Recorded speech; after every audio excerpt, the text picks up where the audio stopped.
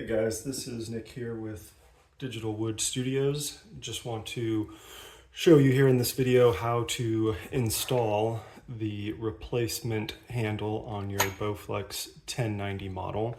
So first and foremost, on the both sides of the dumbbell underneath the cap, you have a nut that you can see here.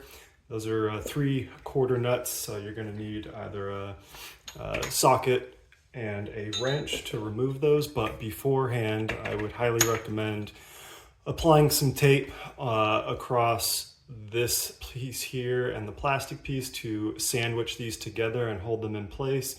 The reason for doing that is there are some little ball, I guess bearings if you will, that help the adjustment dial set in place. And if you do not keep these contained and compressed even a little bit, those balls will basically fall out and you will be left searching the ground for them, and it will be a pain. So highly recommend doing that.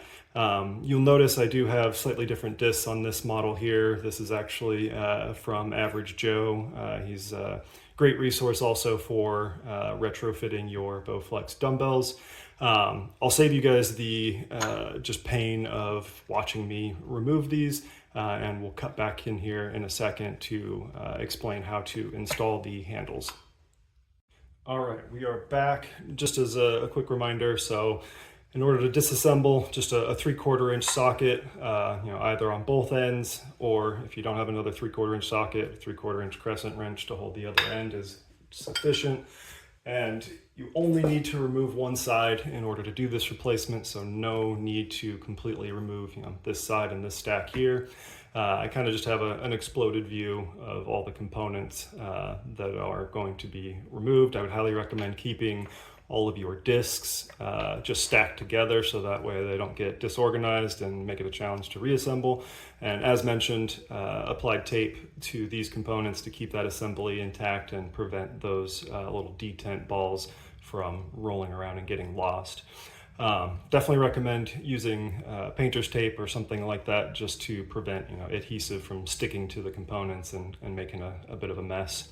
So now, one thing I do want to mention is, once you get to this state, you'll be able to simply slide off the original BowFlex handle, and you'll be ready to install the replacement handle. So one thing here with the design is that I have the inner diameter of the handle fairly tight to the outer diameter of this shaft, just to prevent any wiggle room or a loose fit here. I want it to be snug, I want it to be secure. And with that, there is a bit of friction as you're installing this. So one thing I would highly recommend is applying a little bit of grease to the inner diameter of the replacement handle, as well as applying a little bit on this shaft here.